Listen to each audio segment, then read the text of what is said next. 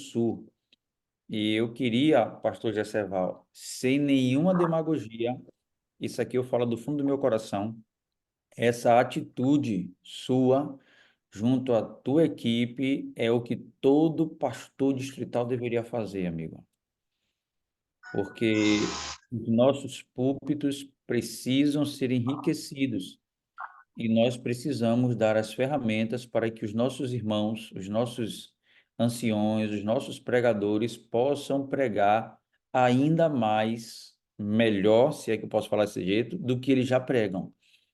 Então, eu louvo a Deus por essa atitude e você sabe que eu estou na semana de comportagem, embora seja muito tenso, mas o tema para mim é tão relevante que mesmo apertado eu não poderia dizer não. E quero deixar aqui uma observação breve, me coloca à disposição para outro momento, porque eu gosto demais do tema e eu fico muito feliz quando os pastores fazem esse tipo de coisa. Louvado seja Deus. Tá bom? Já agradecemos, viu? Obrigado. Queridos, sem mais demora, eu vou projetar aqui para vocês alguns textos para juntos a gente compartilhar. E se porventura você sentir a necessidade de tirar alguma dúvida, aí você vai anotando que no final eu vou tentar finalizar e liberar ali pelo menos uns 5 minutinhos para a gente tirar alguma dúvida, porque eu tenho uma outra convocação, que a divisão está aqui na FARBA, e ela fez para a gente agora à noite ainda, tá bom? Mas eu trago aqui outra coisa, não repare o slide, ele foi feito também nessa mesma pegada, mas eu estarei disponibilizando a si mesmo, e o pastor Jesseval, se tiver que corrigir alguma coisa, ele corrige e dá para vocês, tá bom? A importância da exegese. O que seria a exegese? Simples. Alguns conceitos para exegese, que eu gosto de dizer de maneira muito simples, é chegar o mais próximo possível daquilo que o escritor bíblico pensou quando ele escreveu o texto. A gente nunca vai descobrir o que que ele estava pensando exatamente, mas o nosso objetivo é chegar o mais próximo possível. Agora, existem alguns passos que nós precisamos dar para que nós consigamos alcançar esse objetivo.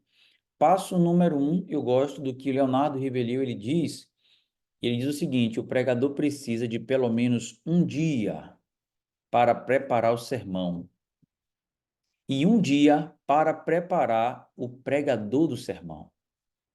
Então, a primeira coisa que eu preciso entender, querido, que se eu quero preparar um bom sermão, eu preciso separar tempo para desenvolver essa pesquisa.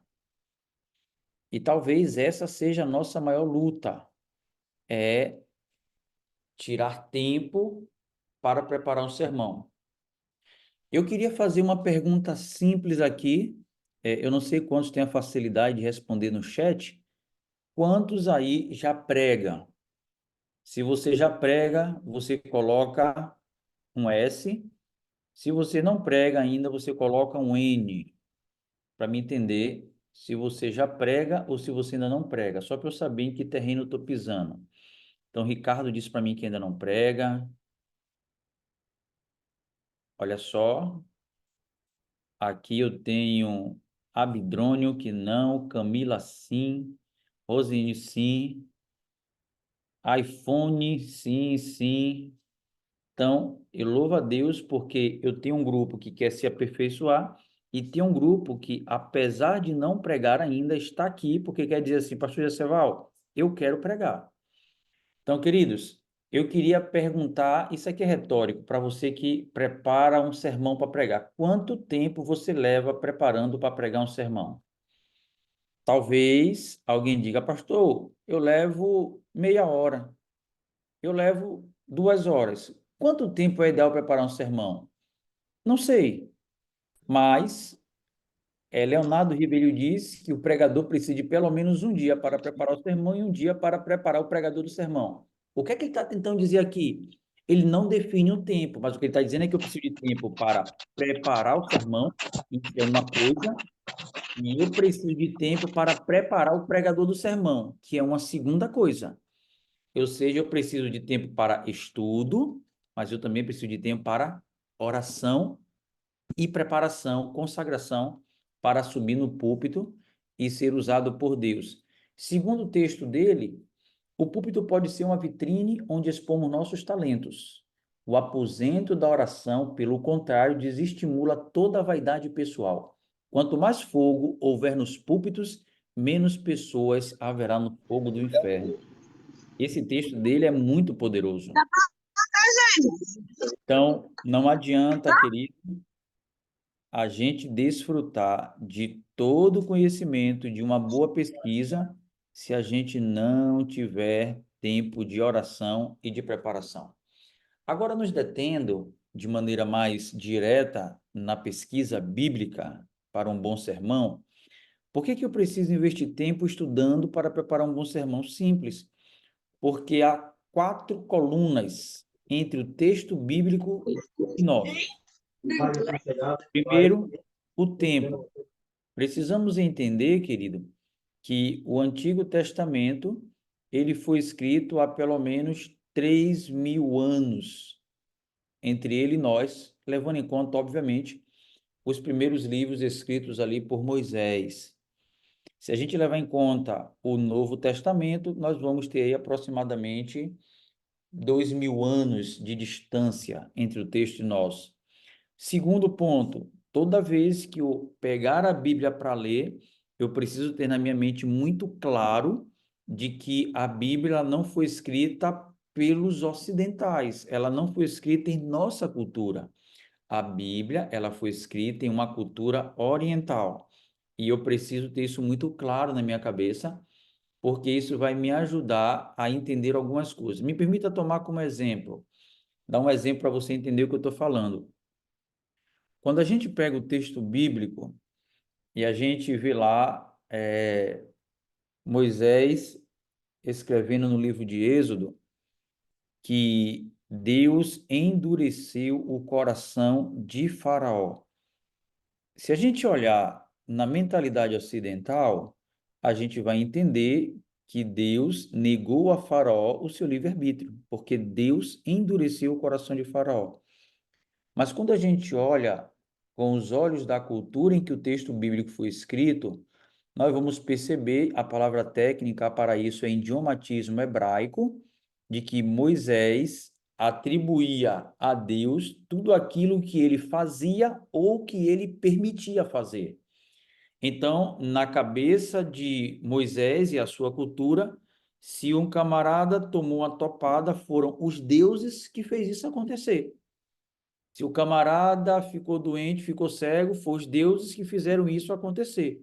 Com Faraó não é diferente. Então, para eles, Deus endurecia o coração de Faraó, quando, na verdade, Deus permitiu que o Faraó endurecesse o seu próprio coração. Então, eu preciso respeitar a cultura. E depois, eu preciso respeitar a língua. E aí nós temos o quarto ponto, que é a filosofia, ou que nós poderíamos chamar de cosmovisão em que a Bíblia foi escrita, tá bom? Então, esses são os quatro pontos que me deixam mais vulneráveis se eu não tiver uma busca para entender e compreender esse texto. E eu tenho aqui agora um outro texto que é interessante, que diz assim, ó, o princípio reformado de interpretação ensina que, em meio à dificuldade de se interpretar um texto bíblico, deve-se recorrer a outros textos bíblicos sobre o assunto que seja mais claro e ainda deva-se analisar o ensino de toda a Escritura sobre o assunto. Daí a famosa frase de Lutero: a Escritura interpreta a si mesma. Vou tentar também ser bem claro e ao passo em que seja também muito sucinto. Por que que existe no mundo evangélico uma, uma doutrina do arrebatamento secreto? Simples, porque um rapaz chamado John Darby, no 18º século, ele leu o texto de Mateus 24, 30, 40 e 42, que diz que naquele dia um ficará, o outro será arrebatado, um que estará no moinho sumirá e o outro ficará. Ou seja, isso não existiu no tempo bíblico, isso não existiu com os pais da igreja, não existiu com os reformadores. Aí chegou um rapaz chamado John Darby, e ele então começa a disseminar essa teoria e as pessoas abraçaram e, infelizmente, hoje é o que predomina o mundo evangélico. Agora, por que que ele fez isso? Porque ele não respeitou esse textozinho que nós estamos lendo. A Bíblia interpreta a si mesma. É aquele velho texto, um pouco aqui, um pouco ali. Se ele tivesse parado para analisar o contexto, ele iria perceber que ali está se referindo à segunda volta de Jesus. Então, não existe nada secreto, porque a segunda volta de Jesus, e ele vai em outro texto, que é o texto de Tessalonicenses 4, 16 e 17, vai dizer que é com trombeta, com zoada, com arcanjo, com voz e tal. Se ele for dar um pulo em Mateus 24, 30, vai dizer que é como um raio que desce do ocidente e aparece no oriente. Se ele der um pulo em Mateus, no verso 7, lá vai dizer que todo olho verá. Então, ele não teria, de maneira equivocada, formado uma doutrina que a Bíblia não ensina. E por que isso aconteceu? Porque ele baseou a sua teoria em um texto isolado. Eu não posso tirar o texto do seu próprio contexto. Segunda dica, queridos: nenhuma pessoa que vai subir ao púlpito tem o direito de usar apenas uma versão de Bíblia para formar o seu sermão. A gente deveria buscar pelo menos três versões de Bíblia, porque uma Bíblia vai certamente trabalhar de maneira mais clara a sua linguagem da outra. Então, esse aqui é mais um ponto. Um outro texto para a gente dar uma olhadinha: o processo de interpretação precisa ter sua subjetividade minimizada o máximo possível. Para ser correto, queira ser um instrumento nas mãos do Senhor. Mas alguns elementos da subjetividade sempre estarão presentes, porque temos uma vida imperfeita. Nós sempre traremos a certos, nós sempre traremos a certos textos nossas ideias, influências culturais, cosmovisões limitadas e outros fatores que formam nossos paradigmas hermenêuticos. O que é que acontece? Normalmente, e aqui eu vou interromper minha projeção para olhar para você, como adventista do sétimo dia, a gente vai para o texto bíblico com uma cosmovisão formada. A gente já tem os nossos pressupostos. Então, quando eu vou para a Bíblia, que eu encontro na Bíblia a palavra lei, que eu encontro na Bíblia a palavra pretexto, princípio, eu já interpreto que aquilo é a lei de Deus. Por quê? Porque eu já tenho uma cosmovisão, eu já tenho a minha subjetividade, o meu pensamento formado com essa teoria. Agora, para mim estudar a Bíblia, querido, o que é que eu preciso fazer? Minimizar o máximo possível. Alguém vai dizer, você precisa ir para a Bíblia sem pressuposto. Impossível. Mas eu preciso minimizar o máximo possível. Eu não posso ir para a Bíblia, buscar na Bíblia o que eu quero falar. Eu preciso ir para a Bíblia, entender o que a Bíblia fala. E esse é um grande problema, porque às vezes a gente quer usar a Bíblia para falar o que eu desejo falar, não buscar a Bíblia para falar o que a Bíblia deseja falar.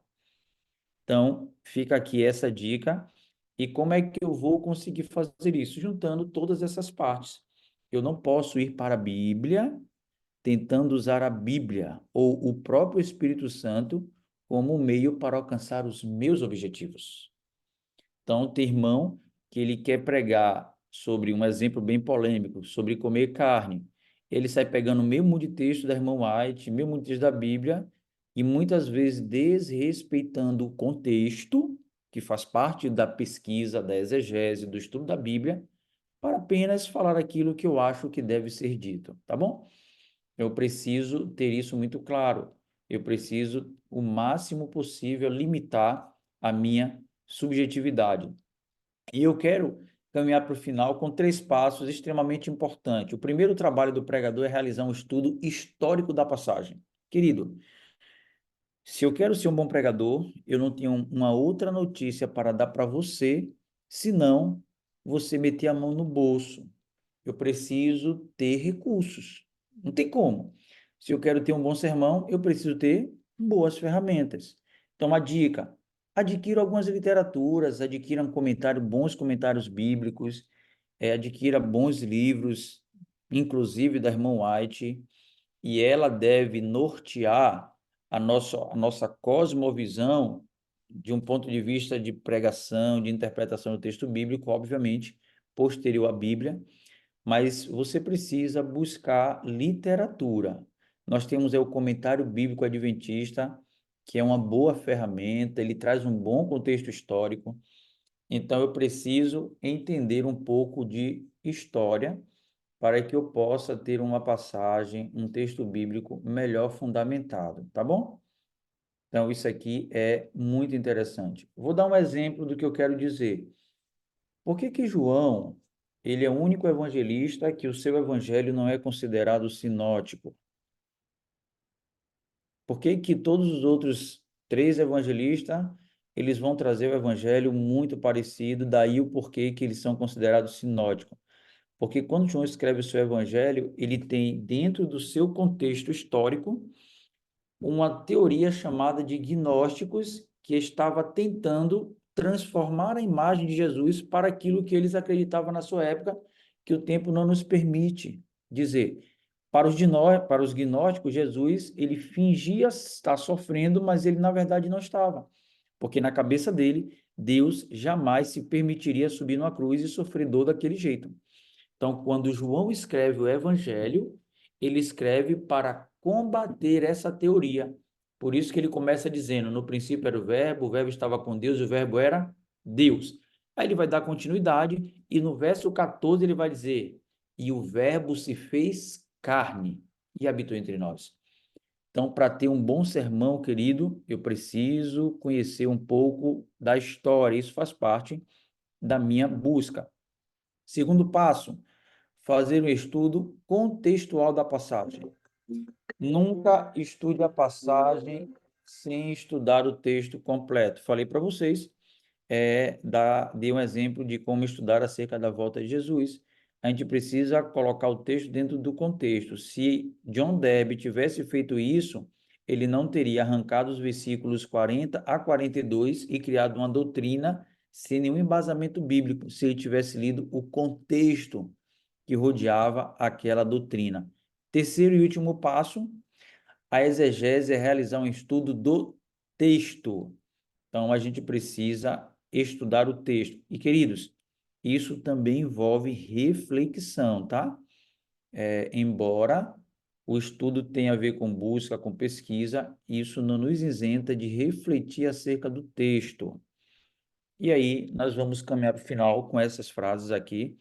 A exegese ou estudo da Bíblia deve ser vista como um estudo minucioso que tem por propósito chegar à interpretação do texto para que seja possível fazer as devidas aplicações.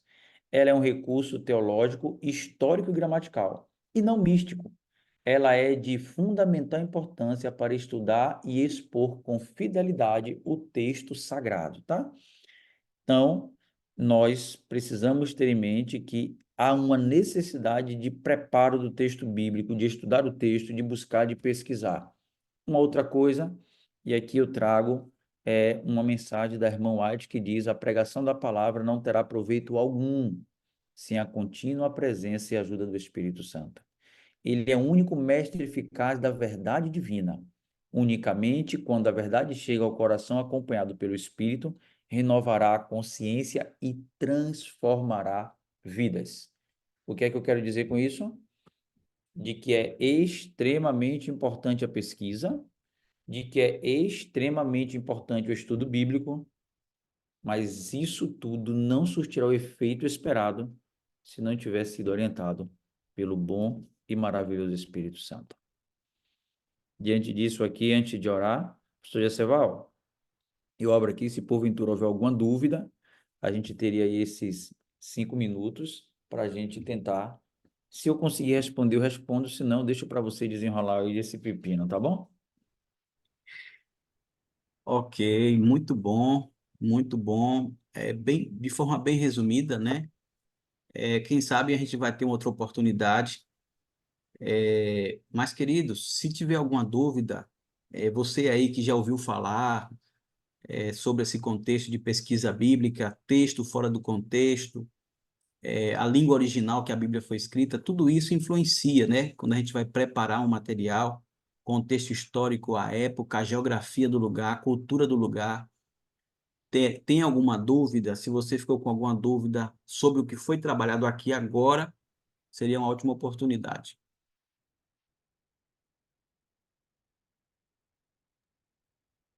Eu aprendi assim, ó, quando o povo fica calado, ou eu fui muito bom, que ninguém ficou com dúvida, ou eu fui muito ruim, que ninguém nem entendeu nada para perguntar. Rapaz, eu também aprendi dessa forma, né? Mas eu creio que ficou bem claro essa questão, primeiramente do aspecto de que não dá para fazer um sermão de qualquer jeito. Não dá para a gente ter autoridade sobre um assunto se a gente não conhece o assunto, não é?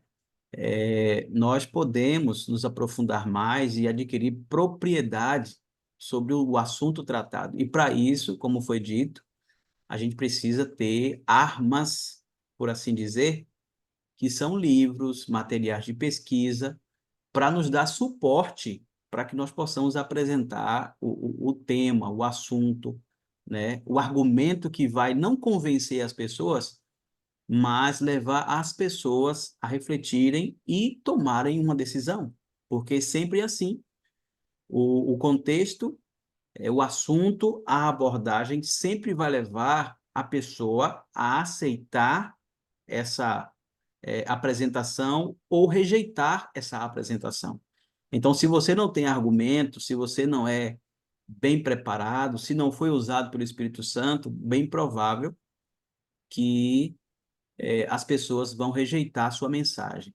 Mas se você tem um bom argumento, um domínio do assunto, você traz com clareza, sem dúvida, a sua mensagem será bem recebida. Ok? É, Irmã Michele Bispo está dizendo aqui que não pegou o início, mas eu gravei, né? Está sendo gravado aqui o material e a gente vai estar apresentando para vocês depois aí de maneira geral. E sem dúvida a gente vai ter algum material de apoio e suporte para falar um pouco mais sobre a questão da pesquisa bíblica, tá bom? Mais alguém quer trazer algum comentário?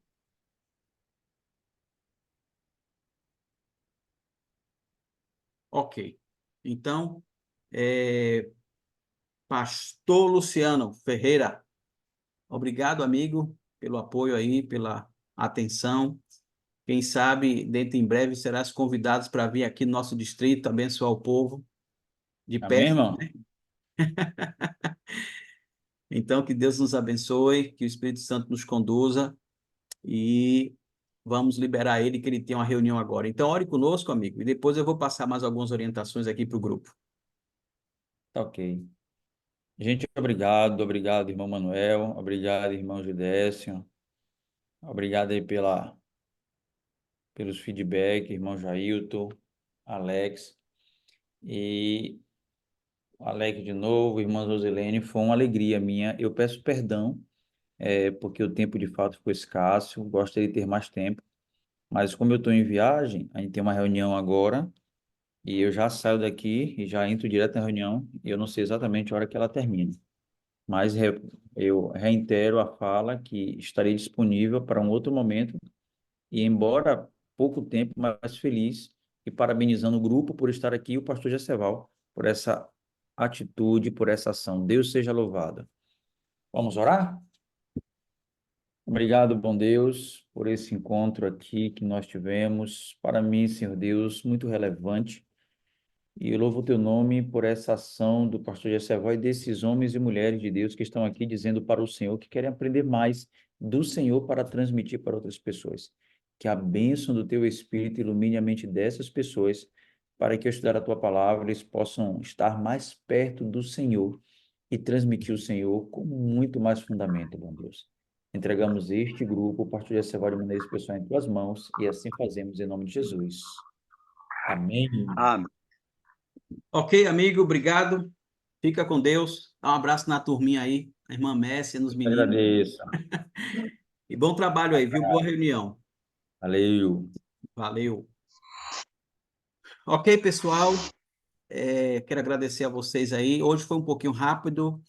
Realmente, ele trabalha no Ministério da Comportagem como departamental, e essa semana é a semana que ele está visitando a Faculdade Adventista da Bahia, todos os pastores do Brasil, né, que fazem o Ministério da Comportagem, atendem aos estudantes, e eles estão lá em reunião, em trabalho, e ainda assim ele nos deu esse apoio aqui, tá bom?